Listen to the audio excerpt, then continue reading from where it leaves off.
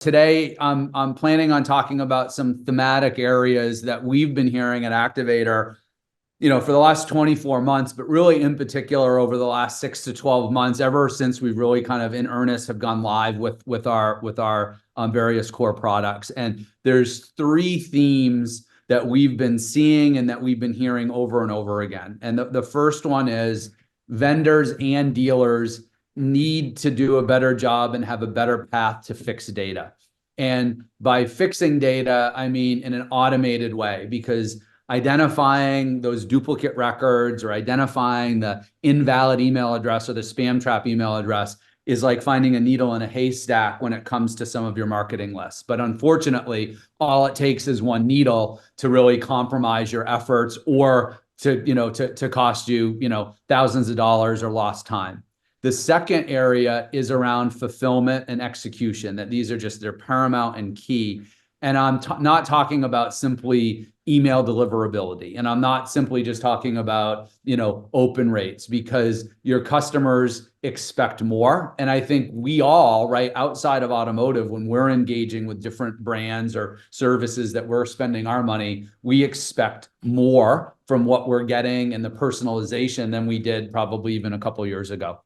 And the third area is life would be a lot easier, right, if all of the different vendors out there and all of the different first-party companies, and there's, as Bart mentioned, first party was a hot topic a number of years ago, but fast forward today, there's just a treasure trove of first-party data out there with all these new and exciting companies out there that are coming into the scene, whether that's on chat, whether that's on digital retail, whether that's on the various telephony systems. But even if marketing systems that are available today just aren't sophisticated enough or capable enough to really execute on all of the potential that's out there in data. And that's not to be negative. I'm just kind of laying out what the groundwork is in terms of some of the challenges that we're facing. And those are the very challenges that we faced at Activator, which is why we've made some of the strategic decisions that we did, which I can kind of get into here in a little bit. So my next slides here over the next bit is, and I can kind of, just as you want to, kind of look at the agenda, but really kind of the roadmap of what I'm going to cover here over the next bit is I want to spend some time talking about the complexity of data and really define the root cause, right? What is the problem? And then second is quantify the problem and explain what are some of the consequences. Call that the opportunity cost of kind of just staying on the same comfortable path or doing nothing at all. And then the third area that I'll walk through today is just sharing some best case use cases, some success stories that we've been seeing. And then finally is looking at just some larger B2B and B2C stats, some inside, some outside of automotive, just so you don't just have to take my word for the importance of this, and then some of the exciting tools and concepts that are available us to today. And then I think what we can start looking forward to is long pole in the tent on what the opportunity is as we start coming around these various corners. So just really brief, just from an expectation standpoint, just in terms of kind of how we come at that. So Activator was really born out of almost 2 decades of experience with equity mining and service retention. So we're part of kind of an automotive subsidiary, Dominion Dealer Solutions, where there's 4 or 5 automotive software services companies. And then we have a big parent company, Dominion Enterprises. So for a long time, we've been at this game, but about 3 years ago, we made the decision to really evolve beyond traditional transactional equity mining, which is ubiquitous today with a lot of different products. And we started to experiment with multi-channel funnel marketing strategies, largely with our own homegrown stuff. And then we made a decision to pivot and not outsource our ideas and not outsource our internal talent, but we outsourced the platform by which we built that on, and now we're building within the Salesforce.com ecosystem. And we also came at this from a different perspective and a different point of view than some other kind of CDP or marketing companies out there, because we already had a solid business and track record around with equity mining. So that's where we started, and we started with kind of fulfilling our offering around outbound marketing using traditional channels with email, direct mail, and SMS. And we've since expanded that, and we're now starting to expand our execution channels into digital, and very shortly we'll also be expanding that into web, into landing pages. So we started with ensuring that we were OEM compliant when it comes to pushing content into and through the different journeys and the different channels. And so really this foundation allowed us to learn a lot over the next couple of years, and I think puts us on some really solid footing on behalf of our dealers. So that's what I'm excited to share some of those insights with you today.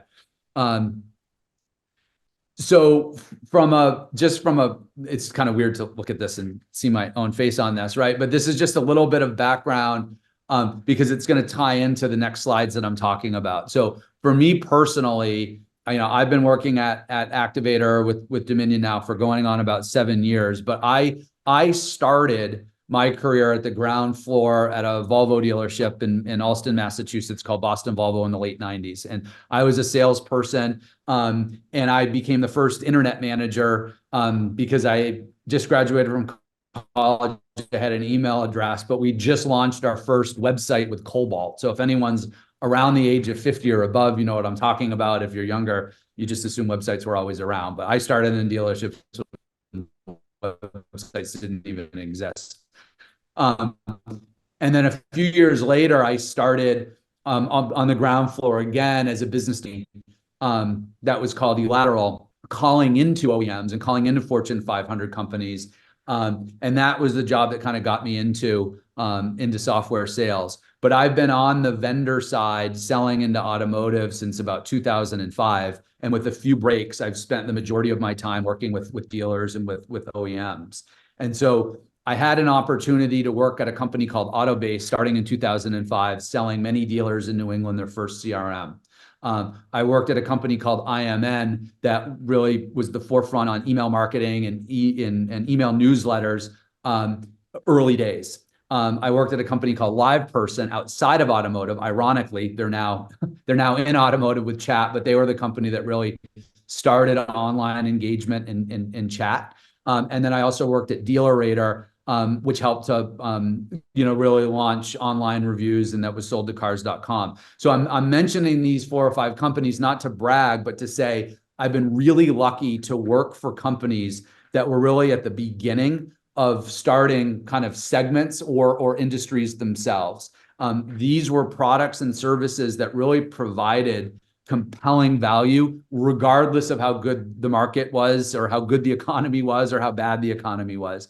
And to that end, like, we can't control the economy and we can't control the market. But I believe when it's done right, a properly installed CDP and a marketing system is something that will transform the automotive industries in similar ways that CRM did, or digital retail has, or websites did when they first came on in the late 90s. And so if you're here today spending an hour or so of your busy day, there's got to be an ember of a thought in your mind that you're interested in, how do I improve my data, or you're curious about CDP and all these different acronyms. So hopefully either way, hopefully I can address some of that, and I hope you find these next couple slides valuable in terms of what we've learned kind of on our journey over the last couple of years. So to that end, there's this quote here that I said, I guess, that it really, the net of this is that dealerships have got gold with their data and they're holding on to this, but the quality, it's perishable, right? Data is gold. That's not a new insight. But even in the best systems, it's got a shelf life. And so ultimately, I would imagine that many dealerships, right, they want to be able to do a better job at targeting audiences. They want to do a better job of improving marketing outcomes. They want to do a better job of improving the customer experience. Starting to get a little bit more sophisticated is really monitoring ROI effectively, right? Looking at incremental gains as opposed to just attribution or trying to make sense of reports that are kind of murky. and then ultimately using data to make better decisions for sales and or for service, right? So imagine being able to have one of those and pulling that lever at your will. Like, what impact would that make to your day to day? And then imagine having the ability to pull down all 5 of those levers. And that's what we are doing today, and we're helping dealers do that. And it's why we do what we do. So I'm going to shift in now, and the next couple of slides, what I want to do is just like, let's talk about what's the problem here. And it starts with this conundrum of trapped data. And so when I started at Boston Volvo Village in the late 90s, internet leads, literally, they didn't come in through the internet. They came in over a fax machine. And our competitive analysis that we did was on Saturday mornings. We looked at the Boston Globe and the Boston Herald on what all of our competitive Volvo dealers were running. And that was about the extent of it. And so over the last 25 years, we've certainly evolved. And when we think of, people love to throw around the term data silos, and that it's a good term because it's true, right? But when we think about trapped data, we like to start about kind of the OGs of where this all started, which is the DMS companies and the CRM companies. And it's easy, and it's not necessarily wrong, but it's largely unfair to just blame the DMS companies for things. But there are certainly questionable strategies, and we can get mad about the integration fees. But the reality is data silos exist everywhere, right? It doesn't matter what industry or what segment that you're in. And the big issue is, how is that data passing between those data silos? Is it flowing effortlessly and freely? Does it have controls, or is it just congested and getting lost? So I'm going to really focus on, but then when you think about these other sources, as I mentioned before, that are starting to come in, where there's just this treasure trove of first-party data that's being captured all day, every day through, AI chatbots, right? That's happening through translating phone conversations that are having, right? As people are, engaging in different ways with, online or through email marketing. And so, but regardless of that, it's typically the DMS and sometimes the CRM system is where the primary source for many marketing lists will come. And so what a DMS and a CRM is, they're databases that do specific things, but frankly, they're not marketing systems. They do the thing that they're designed to do well, however. So a DMS is really for day-to-day operations around inventory and sales and accounting, and CRMs do a pretty effective job as being lead management tools. Both systems house contact information. They both have historical information and some demographic information, but they are not marketing systems. And as a result, they're not designed to really make list generation or segmentation something that's easy or repeatable or scalable. So to translate that, is the challenge by solely relying on these systems is they're not equipped and they're not designed to share, to understand, or really react in real time to information. And again, some are hostile, figuratively and literally, but again, that's regardless.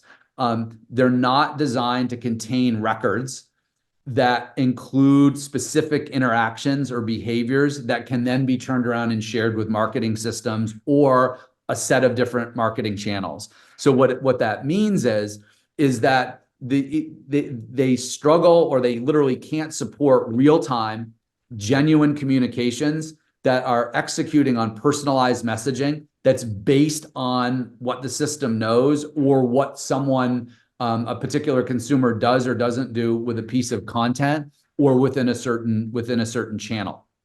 And the other fact is that most vendors, us included, right, are doing the marketing, all of it, on behalf of the dealership. We, along with the other vendors, we don't necessarily have full control over that data. We access it and we do what we can to try to clean that up, but we don't own it, right? And we don't control it. Like, we own our own data, like when we do our own marketing for Activator, and we're responsible for that. So while we use Salesforce to kind of build the technology that we do on behalf of dealers, we actually use HubSpot for our own CRM, for our own service, and for our own marketing. But we don't go to HubSpot and say, hey, clean our data and hey, do all this marketing for us. We're responsible for that. It's kind of it's true SaaS where we're renting their software and we're doing all of it. And it's hard work. And we have to stay very diligent because B2B marketing is easier than B2C. B2C is very difficult, which is what we're doing on behalf of the data, or the dealers rather. So now let's look at, so if the conundrum is, right, the data is kind of stuck and it's trapped and it's not flowing back and forth. So what's one of the consequences of that, right? So we like to look at, there's different types of inaccurate data. There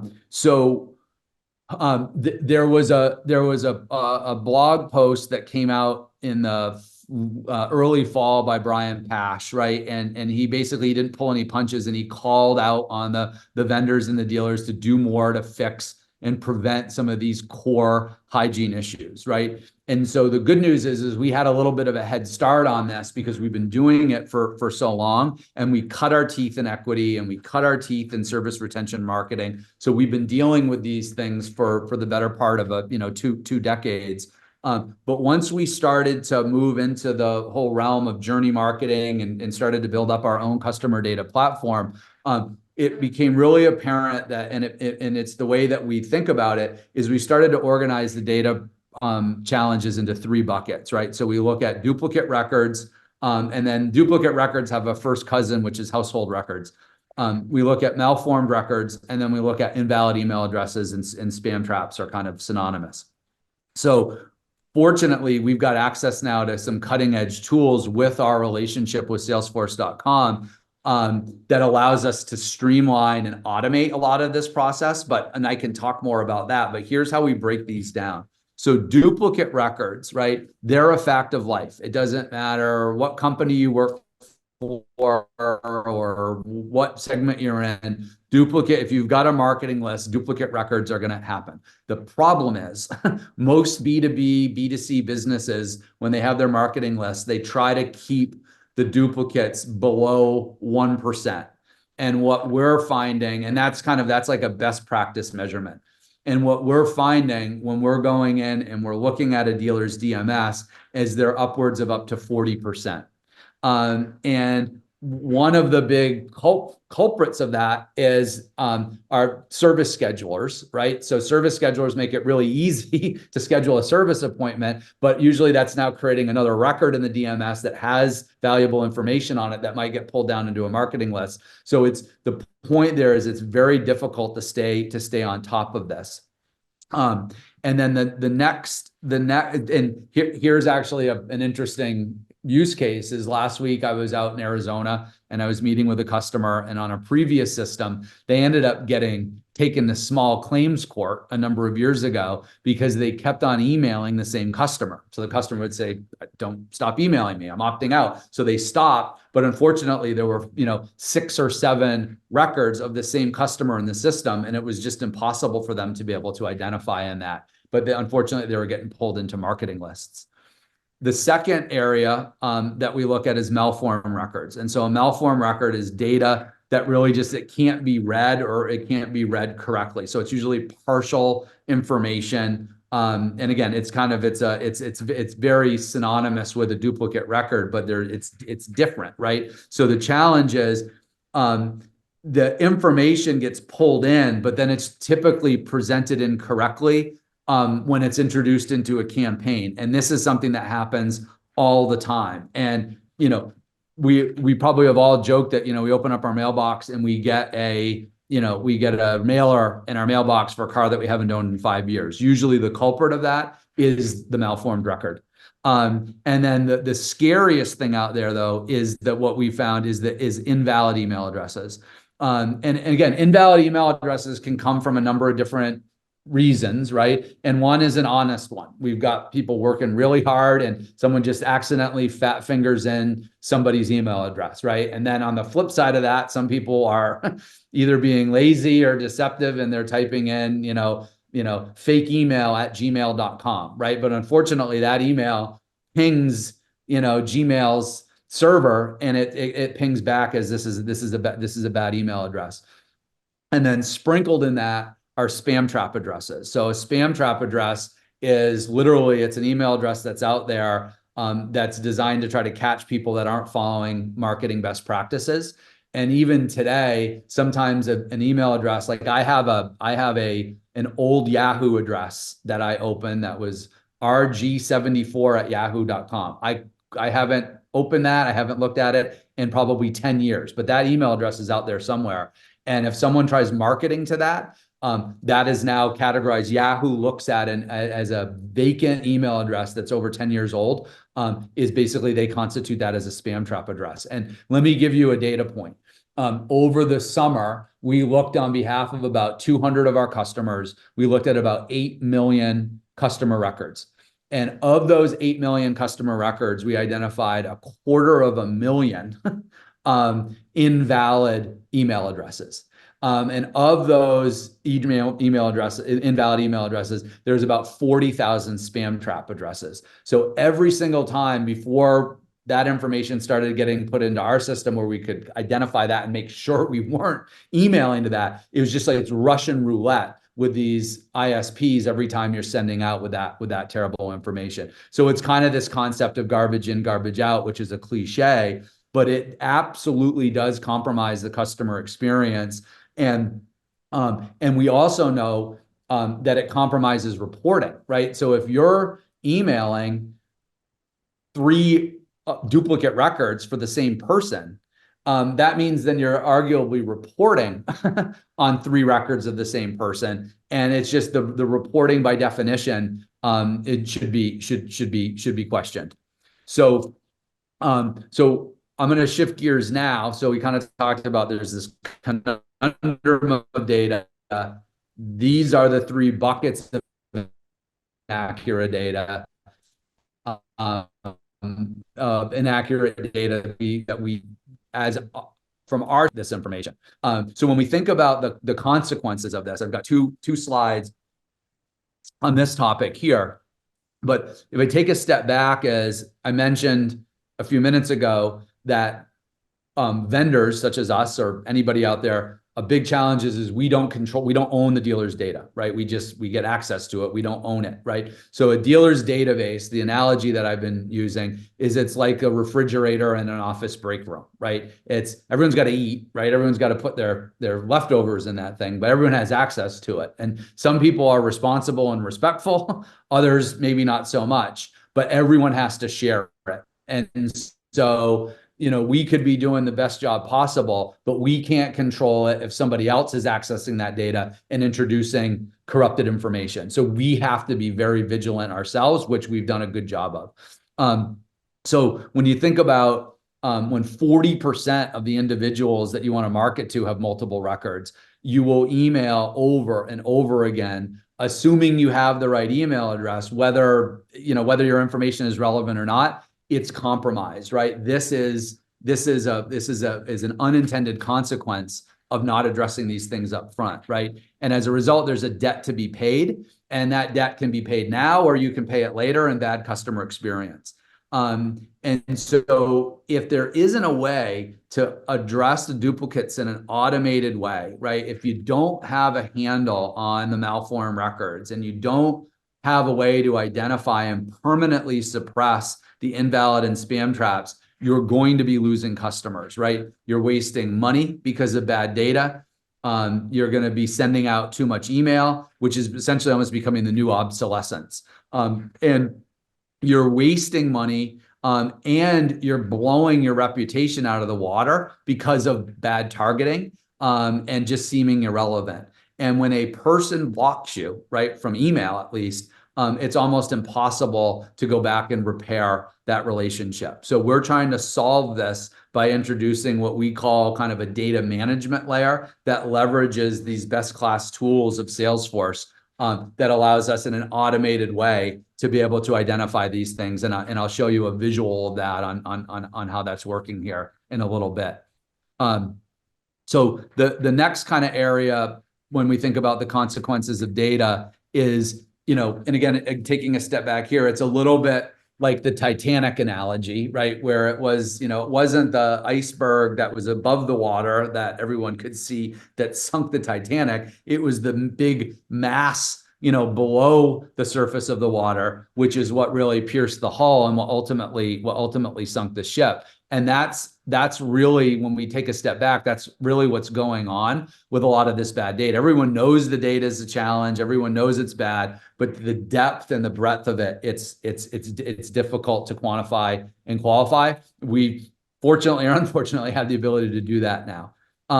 And so, obviously dealers spend a lot of money on advertising. And, in a couple of weeks, we're all going to be going to NADA, and many of the vendors that will be there will be, various marketing companies. And the goal of marketing, right, is to let somebody know that you know them, right? And if they trust you, they will share more. And the more they share with you, the more that you learn. And this is why funnel marketing and content marketing are so important, right? You've got to be able to meet people where they are. I had this conversation a couple months ago when it was kind of in the heart of the Christmas season, but think about, the last time that you were at a barbecue, or maybe think back a couple months ago, you were at some holiday parties, and you met somebody for the first time, or maybe you met somebody or you saw someone that you hadn't seen in a year, right? And our impressions are probably based on, was that person nice? Was that person interesting? Did he or she listen to what I was saying, or were they looking over my shoulder, right? Were they genuinely interested, or were they clearly not listening? Maybe you did see that person for, the second time in a long period of time, and, were they able to recall something from a previous conversation, or do they just seem to not care or remember you at all, right? So I think, you get the point where I'm going. It's the same exact logic applies to marketing. And if we demonstrate to a customer that they're not understood, right? So if we send them too many emails, if we send them information on a car that they haven't owned in 5 years, right? If we tell them we don't know them, we're telling them we don't care. And then if we're hammering them with offers when they just bought a car or they just came in for service, right? We're just isolating ourselves, and we're just embarrassing ourselves and ensuring that they probably aren't going to pay attention to the next time that we want to talk to them. And so the poor customer experience is really just translation for we don't know you. And it goes deeper than just one bad interaction, right? People hold on to these memories. The irrelevant outreach is not mutually exclusive either. It's basically asking somebody to shut you out and to block you, or to look the other way the next time they see you across the room, right? And this can really inflict real damage, because when someone blocks you or they report you, it's impossible to repair the relationship, as I said. And worse, the ISPs have no obligation to let you know that you're blacklisted, right? And this becomes the really big leaky ship. And then the misconnections that can go in a number of different directions. But I visited a dealer a couple months ago, and they were telling me a story about how, during COVID, they had to lay off most of the sales team. And then after a little bit, they hired more people back, but they were all brand new salespeople. And this was before they had started working with our system, and they started handing these new salespeople just lists of customers to call. And someone would get through 3 or 4 calls, and that person didn't own the car anymore, or that was the wrong information, or that was the wrong data. And all it takes is 4 or 5 times for a salesperson to get in an awkward situation, and they'll stop doing prospecting altogether. So these are the obvious, but kind of these hidden consequences of bad data. So now, kind of thinking about the complexity of all of this is what we've learned with handling a lot of the data challenges is there is a lot of grunt work that is required up front, right? But you want eventually to have that grunt work stop. And it's possible to have that stop through automation, right? But that it requires strategy, it requires tactics, and it requires some art, and it also requires a lot of up-to-date science. And so marketing adjustments really need to happen quickly. And we learned that valuable lesson during the inventory crisis. So at the time, we were largely running some pretty sophisticated, marketing campaigns using our own technology. We had access to a really deep bench. We had good financial resources, but our ability to adjust to the inventory crisis put a lens on the fact that it took longer than we wanted to be able to make the adjustments in our software. And so we made a decision, right? We kind of hit a crossroad, and we could say, all right, we can go left and we can continue to try to build this ourselves, right? Time, money, effort, right? We can go right, and we can kind of go back to the old stuff that we were doing and just kind of being a transactional marketing offering, but that wasn't even an option because we had long since moved away from that. And instead we went straight. And by straight is we took all of our concepts, all of our best practices, all of our experience, and we decided to rebuild our entire platform using Salesforce.com. So we use Salesforce.com's marketing cloud as our marketing journey, and that's standing up our customer data platform. And then we're using Salesforce's, it's called CRM Analytics, which is where we access all of our reporting, which is a company called Tableau Reporting, which also shares a data layer with Einstein AI. So we've kind of built all of this. So we're doing exactly what we did before, but much better, much more efficiently, and at much greater scale and speed. And so the summary is, right, as we talked about before, is that the silos have always existed with the DMS and the CRM companies, right? But now that challenge is magnified because of the growing list of some companies that have been around for a while, as well as some new, kind of really cool, exciting first-party companies that have come onto the scene in the last 3 or 4 years, right? So it's a little bit of a blessing, but it's also making it harder, and it's really putting a lens. And to Bart's point when we started this, is first-party data is kind of it's front and center in a lot of conversations for these reasons. And if you're emailing a customer 6 ways to Sunday, right, and you have no way of being able to control that, right, or even knowing you're doing that, how in the world are you going to be able to really leverage, a transcript of a phone conversation that was made through AI? Like, what are you going to do with it if you can't get a handle on emailing somebody the right way? So failure to isolate the big 3 data challenges around duplicates, malformed records, and bad emails will leave you arguably stuck in place, right?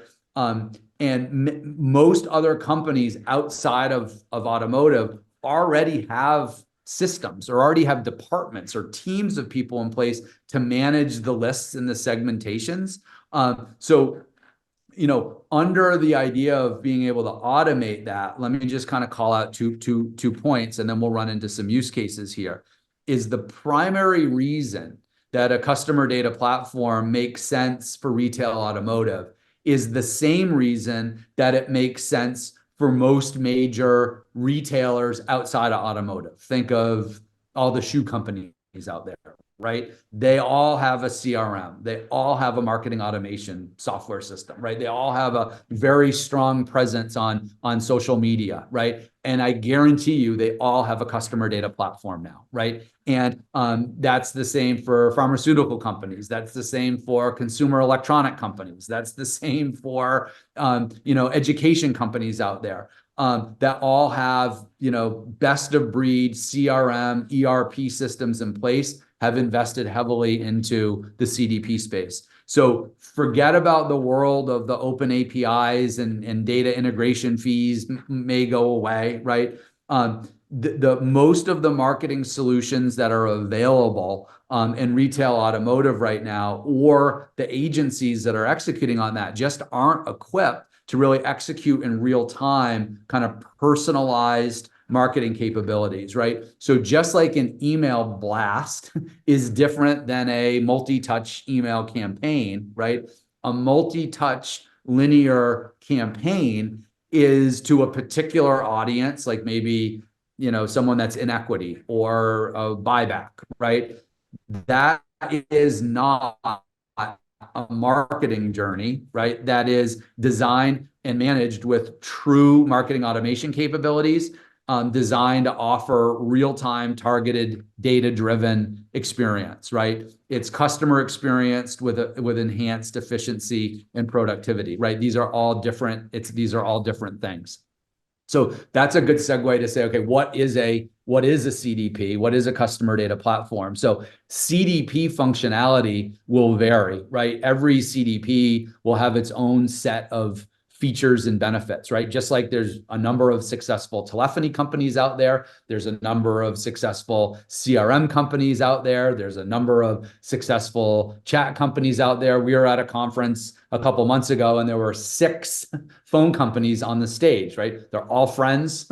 They all know each other well, but they're all competing against each other, and they all, they all directionally offer the same thing, but they all have some unique features and benefits, right? And so we're seeing the market kind of shaping up in 3 different categories when you're thinking about the CDP market, right? There are strong middleware CDP companies that perform like a CDP in other industries.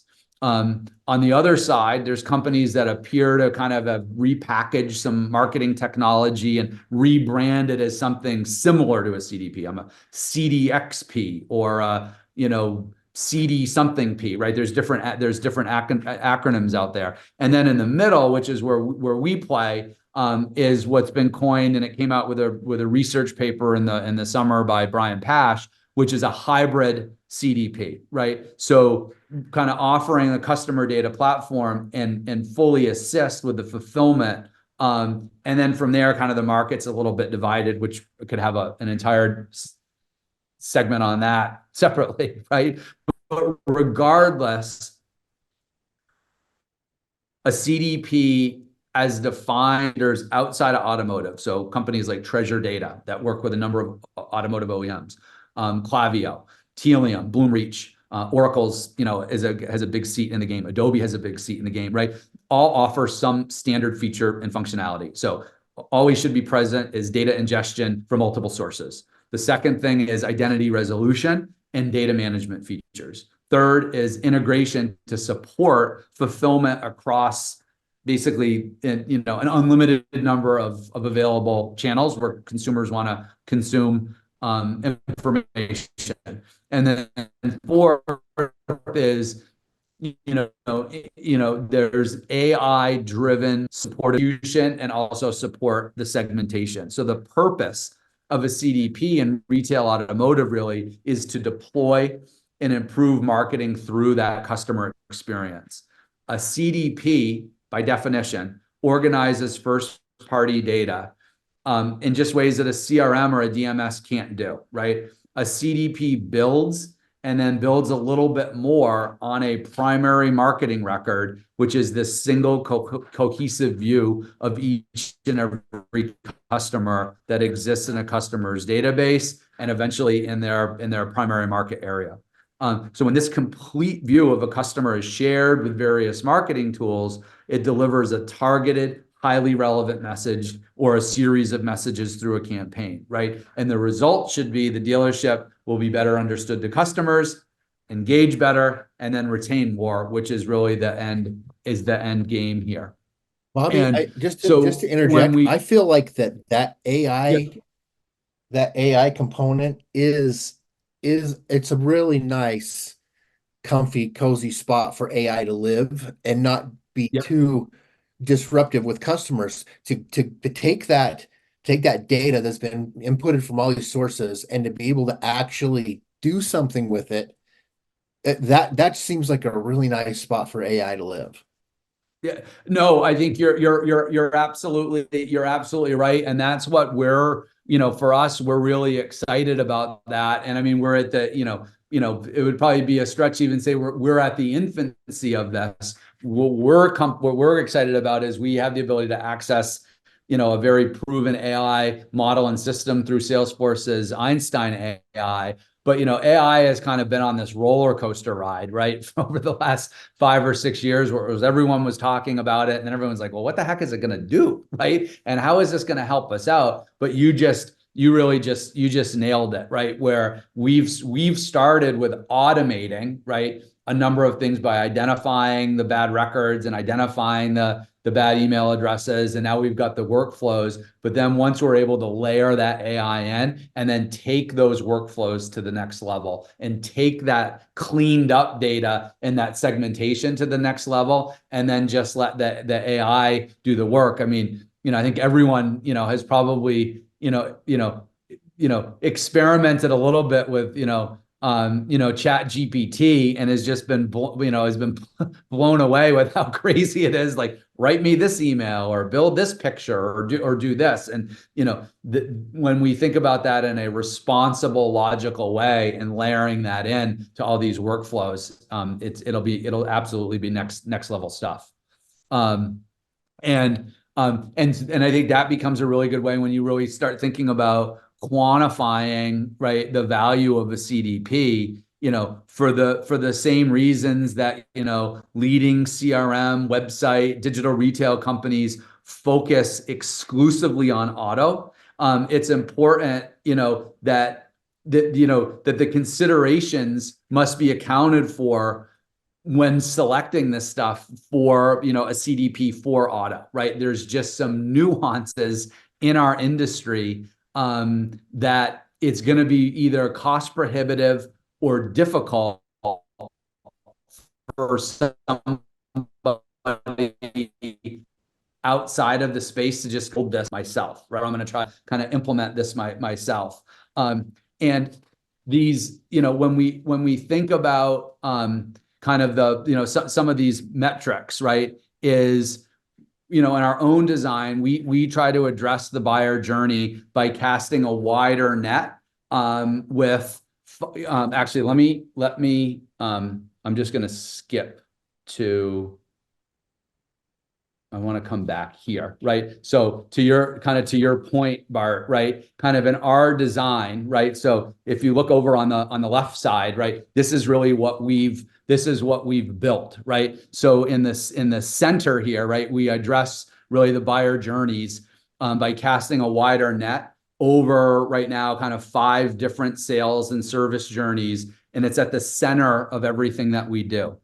And we're now using the same technology to create the ability to deliver mini custom campaigns that flex around a particular need or a unique need for a store. Maybe it's seasonal. Maybe there's something they want to do with the inventory. Maybe they want to do an announcement to their community, right? So it's running in the same spirit as these journeys that are just constantly a steady drumbeat in the background, right? And regardless, all of the messages are delivered through a sophisticated and cohesive arsenal of execution channels, right? Which this is the essence of a hybrid CDP, right? And now we've got the ability, if you look on the left side, to ingest data not only from first-party systems, but as well as third-party systems. And hopefully I made the point where we do not want to underestimate the importance of getting it right when you're pulling information in from a DMS. And then below that, right, is kind of the reporting is designed to all be baked in. And that is where the AI is going to start getting layered in there as well. And then that comes into the whole system. And then kind of surrounding this whole area is this data management layer where we're using tools that are available to us through Salesforce's App Exchange. So we use a product called @Data, and @Data's sole purpose is to look at a database and identify the invalid and the spam trap addresses. And then we're using things like demand tools that help us to organize the data and work through the malformed information as a stepping stone to get into that center of that SCP, which is where we have that primary marketing record. And if we didn't have access to those tools, I just don't know how else we would be able to manage this on our own. So kind of taking us home here, when we think about emerging trends, right? So the CDP space is booming in large part because there is a lot of new potential and need to address data. And it's booming outside of automotive, and it's certainly, just based on our activity and what we're seeing and hearing is it's here in retail automotive, and I think we're just at the bottom of a hockey stick there. And of course, you can expect a system that's going to manage behaviors and preferences and purchase patterns, but it doesn't necessarily need to be cookie cutter, or it's also not that simple. So there's a couple key trends or takeaways that I had picked up recently from a couple sources. So one was through Forrester, another was through Gartner, and then there's also now the CDP Institute, right? So number one is marketing itself is going to get harder as opposed to easier. And I'm not talking about consumer expectations. I'm talking about things around like the regulatory environment, around customer data and privacy. And a CDP can become a really good option to flex alongside of that stuff and to be able to help manage that. And then and I mean, as an example, every state kind of has its own interpretation and certain restrictions on utilizing customer data and protecting privacy rights, right? That's only going to get more complex. It's only going to get more litigious as we get further and further into it. And so a CDP platform, when used correctly, can really drive more transparency and offer more options, whether that's recording consent, it's monitoring data usage, or kind of just making things from, I want to anonymize, insights, but I want to be able to collect important information. Number two, to your point earlier, Bart, is AI-friendly CDPs can become a force multiplier, right? So it's really, you couple the deep capabilities of what AI can do with the high volume, scale, and reach of a customer data platform and a marketing automation system. It has the ability to produce insights and incremental results at scale in the likes that we've never been able to see. It's a long way away from when I used to get, the first email leads on a fax machine. And then the third area, we're quickly hurtling towards this kind of this cookie-less world with marketing. And so it's essential that whatever you're doing next, right, or you're making new investments, that it's your partner's not relying on architecture or an engine that hinges on something that is going to become demonstrably harder and harder and harder. And kind of the last point that I would make here before I wrap this completely up is, over the next few years, right, and this is from the CDP Institute, CDP companies outside of automotive, right, have received over $41 billion in institutional funding worldwide, right? So this is a high growth market. There's CDP companies here in the automotive space that have received, are on multiple rounds of institutional funding and have received upwards of $40 million in funding. So like this is here.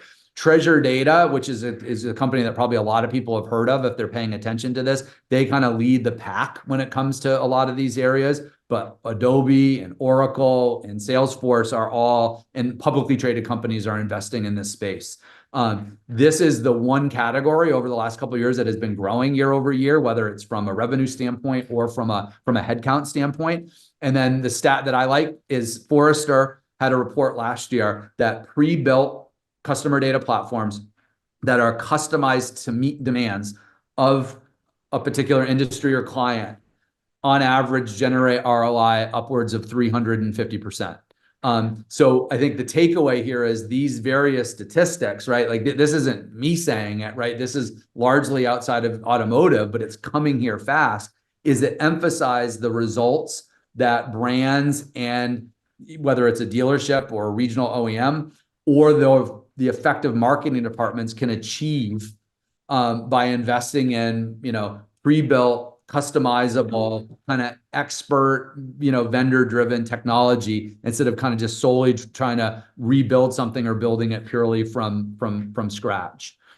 And when we think in terms of embracing data excellence, right? Of course, everything is about driving more to the bottom of the funnel, right? But we're seeing more and more evidence that by focusing kind of in the middle of a dealer's funnel, right? Not necessarily the people that are going to buy a car tomorrow or the people that need a service appointment next week, right? But the people that are going to need that maybe in 6 months or 12 months. By focusing on that, the 75 to 80% of people who aren't going to probably transact in the next 30 to 40 days is actually creating more pipeline velocity, and ultimately driving over the continuum is driving in more people to the bottom line, whether it's through sales or service. So by recognizing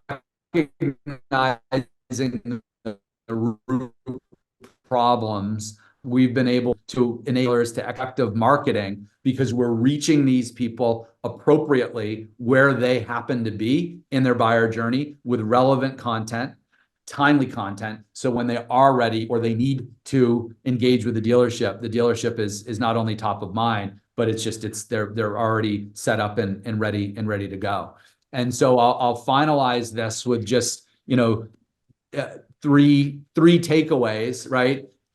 3 things to stop doing and 3 things to start doing for your marketing, right? So you can do these on your own. We're helping dealers do this today, or you can try to do these things on your own. But when we think about stopping, right, it's stopping the grunt work, right? The amount of hours spent on correcting manually bad data and incomplete customer records, or we hear it a lot from some stores when they work with their equity partner and the equity campaign goes out on the first Tuesday of every month. And then they spend Wednesday and Thursday fielding angry phone calls and emails from customers on bad information, or trying to deal with all of the opt-outs and all of the unreturned emails, right? The second thing, and it's a direct result of that, is just this scattergun approach, where sending marketing communication through channels that aren't connected, it's fragmented and it's just inconsistent. And then stop the targeting misfires, right? The second cousin of that, which is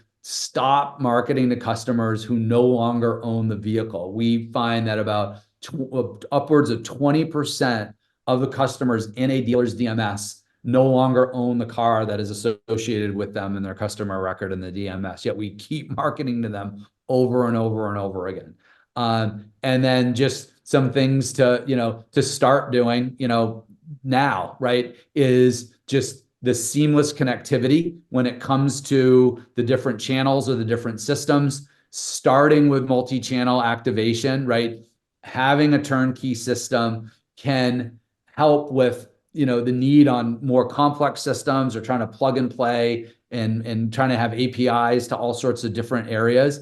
And then finally is just really collaborating for success, right? By finding a vendor. And I mean, listen, we're not, Activator isn't going to be for everybody, right? We certainly get that, but it's finding a vendor that understands the unique needs of the dealership, that is able to address the various kind of service and sales goals that you have short-term and long-term, and has a particular focus on where you choose to engage your dealers. And so I don't mean that to be kind of this trite piece of advice, but it's true, right? I firmly believe that there's going to be a place for probably 4 or 5 companies in this space, and we hope to remain one of them. But hopefully these 3 things are helpful as you start thinking about, if you're at a point where you're starting to evaluate, is this something that we want to invest in our dealership, that there's some good takeaways from here. So with that, I don't know if there's some questions that have come in or anything I've said, Bart, that you want to follow up on. Yeah, we got a few minutes left.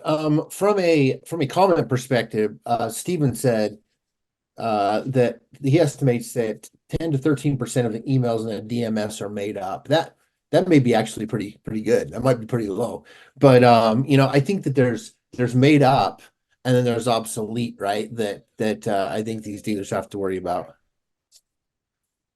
No, you're absolutely right. And I mean, either way, however it got there, right? It almost doesn't matter. And you're probably right. And it could be made up for one of 2 reasons, right? I mean, it could be made up because, I'm a service writer and I've got this force field and I'm just going to bypass this by just, skipping a step and putting in a fake email address, right?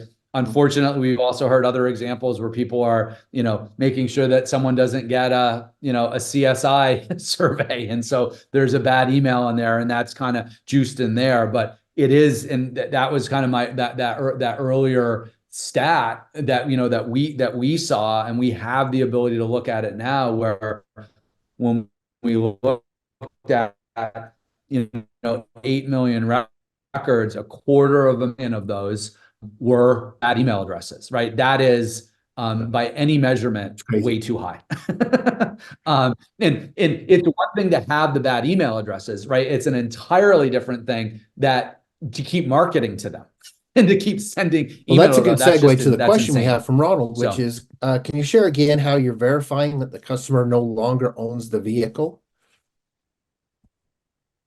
Yeah, so I mean, there's a number of different resources that we utilize to do that. So we have an ability. So we purchase some outside information from some different sources, and then we're able to kind of bump that information up. So we've got the ability to verify, does Bart still own this car? And then if yes, it stays in there. If no, then we take the appropriate action there. And then one of the areas that we've actually have some dealers that are going to be going into a beta test on this now, is then we can, when we identify that this person no longer owns the car, right? Then we can start some conquesting efforts to either market to the new person who owns that car, or to market to the person in an appropriate way that's currently in the database. So I'm assuming he's asking, where do we get the data? I'm assuming these are some DMV,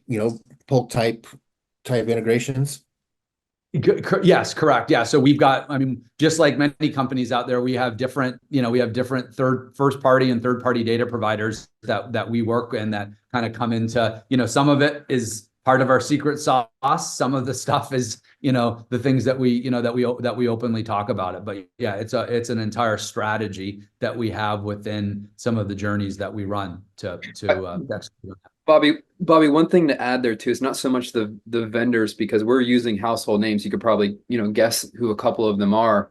It's not so much that we have access to them. It's the fact that the way that we apply it is on an ongoing and a very deep basis. So we're looking back to, and then 5+ years. And then we're also doing this monthly with the CDP. So it's not just this, hey, we're doing it once a year. We're doing it every 90 days. This is an ongoing thing to keep the data as clean as possible as well. Yeah, no, great point. Yeah, it's not a one-time scrub. No. Yeah. Well, Bobby, Michael, thank you guys so much for hopping on. Everybody who joined, we appreciate your time. This topic is going to become more and more prevalent as we go on. First party data is probably one of the most valuable assets you own as a dealer. And so leveraging it, well, first of all, compiling it, then leveraging it is going to be huge. You can see how to get a hold of Bobby in his email right there on the phone number. In addition, we'll make sure you can get a hold of him when we send out the recording, and so we got some follow-up stuff to send out to you. So Bobby, Michael, thank you so much for hopping on. Dealers, thank you for joining us. And yeah, we'll hope to see you guys on future driving sales webinars. Thanks again. Yeah, this has been great. Thanks, Bart.